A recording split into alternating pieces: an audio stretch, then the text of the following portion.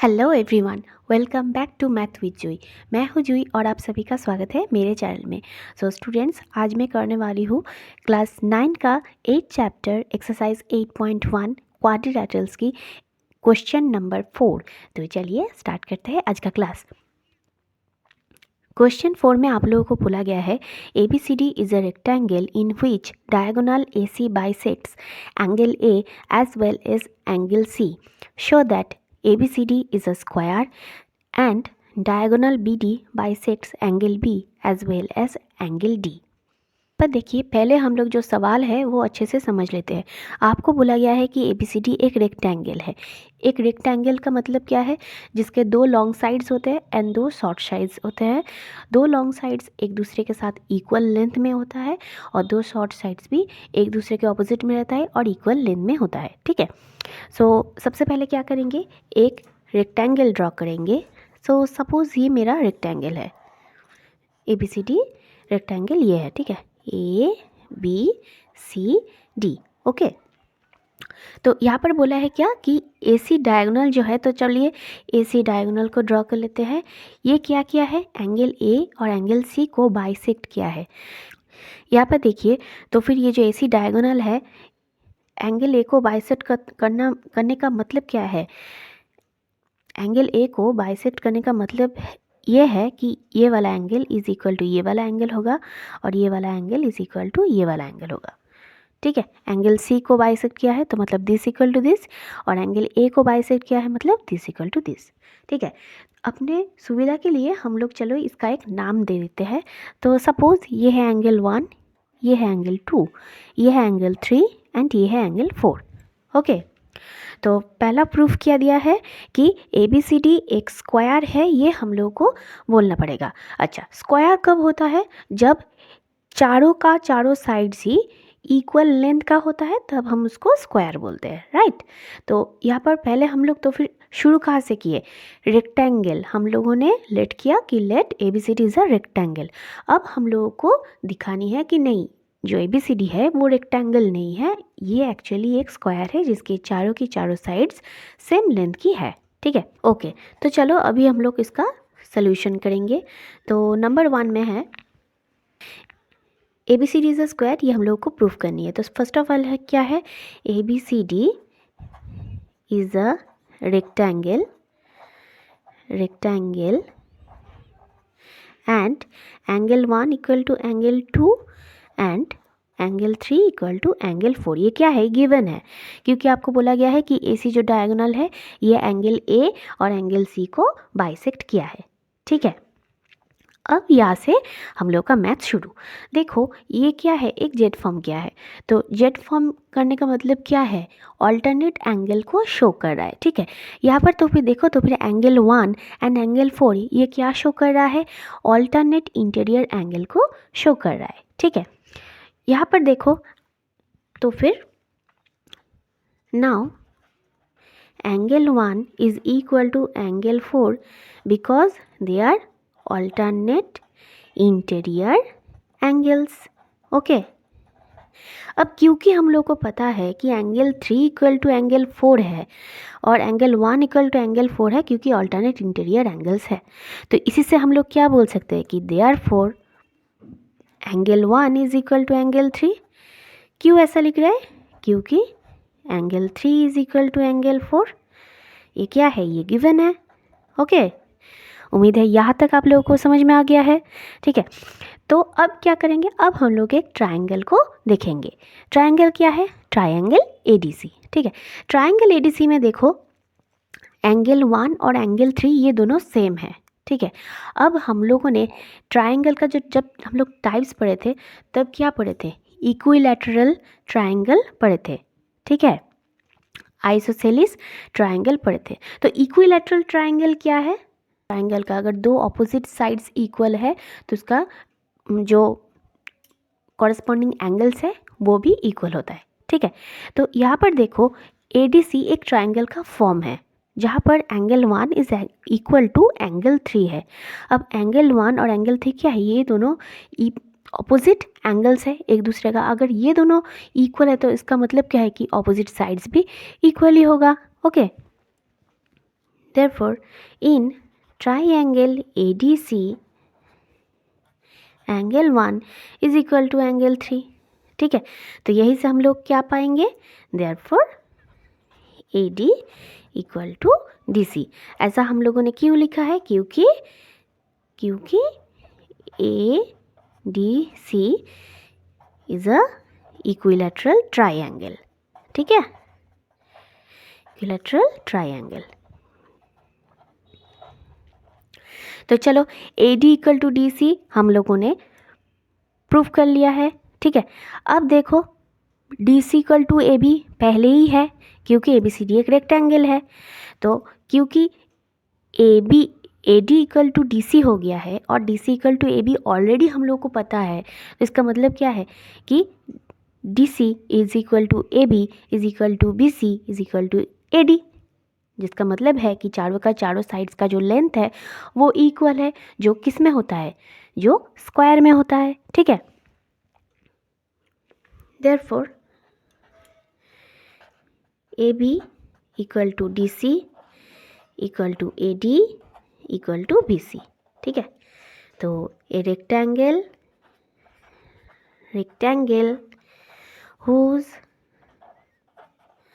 adjacent sides are equal, adjacent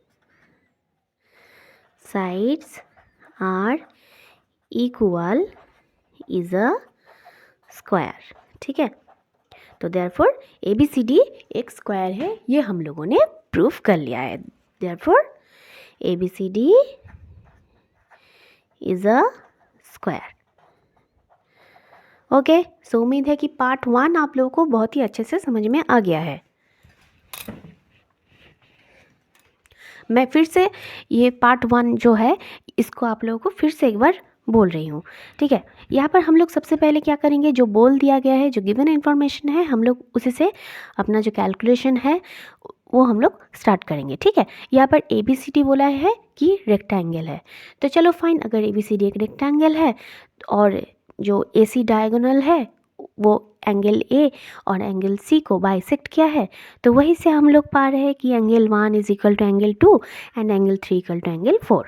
ठीक है, अब हम लोगों को और एक बात बताए, ऑल्टरनेट इंटीरियर एंगल्स. ठीक है, तो देयरफॉर ऑल्टरनेट इंटीरियर एंगल्स क्या क्या है, एंगल 1 इक्वल टू एंगल 4 हो रहा है.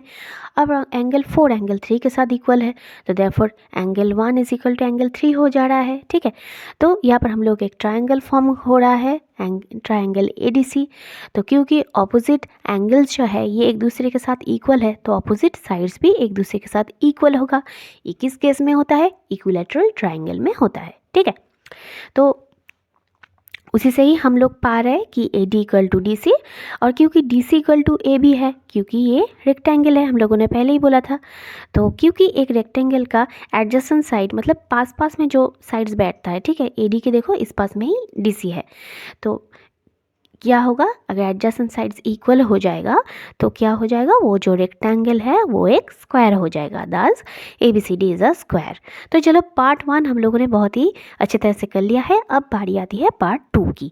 पार्ट 2 में आप लोगों को बोला गया है कि diagonal BD bisects angle B as well as angle D, ये आप लोगों को दिखानी है. ठीक है, शो दैट. तो अब की बात जब हम लोग को पता चल ही गया है, इस बार जब हम लोग को पता चल ही गया है कि ABCD एक स्क्वायर है, रेक्टेंगल नहीं है, तो चलो मैं ABCD अब ड्रॉ करूँगी एक स्क्वायर के फॉर्म में. ठीक है, एक स्क्वायर में क्या होता है, चारों साइड्स का जो लेंथ है वो इक्वल होता है. ठीक है, तो ABCD ये हमारा गिवन स्क्वायर है. ठीक है, तो यहाँ पर बोला गया है कि डायगोनल BD बाइसेक्ट कर रहा है angle B as well as angle D को. अब ये हम लोग को दिखानी है. ठीक है, तो चलो पहले BD डायगोनल जो है ये पहले ड्रॉ कर लिए. ठीक है, यहाँ पर अब जो चारों एंगल, ये जो BD डायगोनल के वजह से एंगल B भी आपका एंगल B और एंगल D, इसका जो एंगल क्रिएट हुआ है ये हम लोग पहले लिख लेंगे. मान लीजिए कि यहाँ पर एंगल 7, यहाँ पर एंगल 8 और यहाँ पर एंगल 5 और यहाँ पर एंगल 6 हो रहा है. तो यहाँ पर फिर से हम लोग देखें कि जेड फॉर्म कहाँ हो रहा है, ठीक है। जेड फॉर्म देखो यहाँ पर हो रहा है एंगल 5 और एंगल 8, एंगल 5 और एंगल 8, देखो इस तरीके से एक जेड फॉर्म हो रहा है। Here angle 5 is equal to angle 8, इसको मैं 4 नंबर इक्वेशन का नाम देती हूँ। हाँ, नाम तो मैंने देना ही भूल गया। एंगल 1 इक्वल टू एंगल 4, पहला जो है इसको मैं इक्वेशन 1 नाम दे देती हूँ। एंगल 3 इक्वल टू एंगल 4, इसको 2 नंबर इक्वेशन दे रही हूँ, और एंगल 1 इक्वल टू एंगल 3, इसको मैं 3 नंबर इक्वेशन का नाम दे रही हूँ, ठीक है। तो एंगल 5 इक्वल टू एंगल 8, ये क्या है, ऑल्टरनेट एंगल्स क्रिएट कर रहा है, तो इसको मैं नाम दिया इक्वेशन 4। एंड नेक्स्ट हम लोग कंसिडर करेंगे एक ट्रायंगल ADB। तो इन ट्रायंगल ADB, ठीक है। अब देखो ट्रायंगल ADB में हम लोगों को क्या मिला। ट्रायंगल ADB में क्या है कि AD इक्वल टू AB है। क्यों है, क्योंकि हम लोग को ऑलरेडी पता है कि ABCD एक स्क्वायर है, ठीक है। तो AD equal to AB, because ABCD is a square, ठीक है। तो क्योंकि ABCD AB equal to AD मैंने बोल दिया है, तो therefore angle 7 equal to angle 5 भी होगा, राइट, क्योंकि वही कॉन्सेप्ट है, इक्विलैटरल ट्रायंगल क्रिएट कर रहा है, ठीक है। तो एंगल 7 इक्वल टू एंगल 5 है, तो मान लो कि मैंने इस इक्वेशन का नाम दिया है इक्वेशन नंबर 5, ठीक है। तो देखो इक्वेशन नंबर 4 में क्या मिला है, एंगल 5 इक्वल टू एंगल 8, ठीक है। और इक्वेशन नंबर 5 में क्या मिला है, एंगल 7 इक्वल टू एंगल 5, ठीक है। तो देखो एंगल 5 इक्वल टू एक बार बोल रहा है एंगल 7, एंगल 5 इक्वल टू एक बार बोल रहा है एंगल 8, तो 4 और 5 का अगर कंसिडर करें तो यहीं से हम लोग पाएंगे कि therefore angle 7 equal to angle 8 कहाँ से पा रहे हैं, फ्रॉम कंसीडरिंग इक्वेशन 4 एंड 5, ठीक है। 4 एंड 5 नंबर इक्वेशन को कंसीडर करके मैं बोल सकती हूँ कि एंगल 7 इक्वल टू एंगल 8 है। अब ध्यान लगाओ कि एंगल 7 और एंगल 8 है क्या, ये है जो BD ने एंगल D को बाइसेक्ट किया है, वही तो है। एंगल 7 इक्वल टू एंगल 8 अगर है तो इसका मतलब क्या है, जो BD डायगोनल है उसने एंगल D को बाइसेक्ट किया है, राइट। अब फिर से देखो, फिर से यहाँ पर देखो एंगल 7 इक्वल टू एंगल 6 हो रहा है, ठीक है, क्योंकि क्या है, वही ऑल्टरनेट एंगल्स। तो अब क्योंकि इस बार एंगल 7 इक्वल टू एंगल 6 हो रहा है, तो फिर और एंगल 7 इक्वल टू एंगल 5 भी है, ठीक है। Now angle 7 equal to angle 6 क्यों हो रहा है, ऑल्टरनेट इंटीरियर एंगल्स, ठीक है। एंगल 7 इक्वल टू एंगल 6 हो रहा है, लेकिन एंगल 7 इक्वल टू क्या है, एंगल 5 है, फ्रॉम इक्वेशन 5 हम लोग को पता है, ठीक है।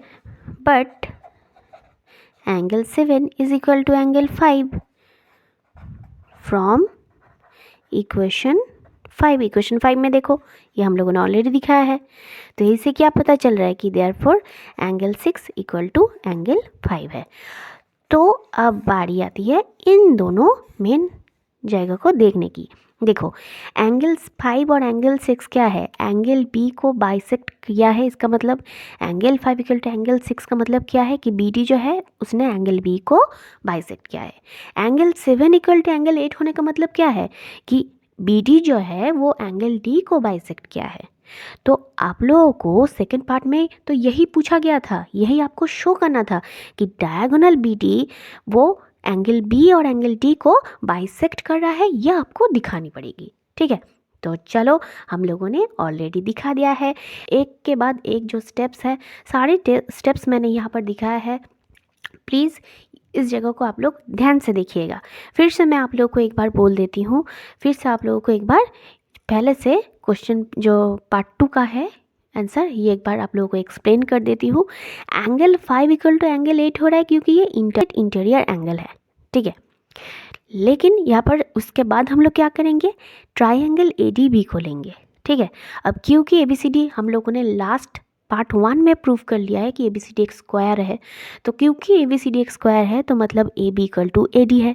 अब AB इक्वल टू AD एक ट्राइंगल का तभी हो सकता है जब उसका ऑपोजिट, जब वो ट्राइंगल जो है एक इक्विलैटरल ट्राइंगल होगा।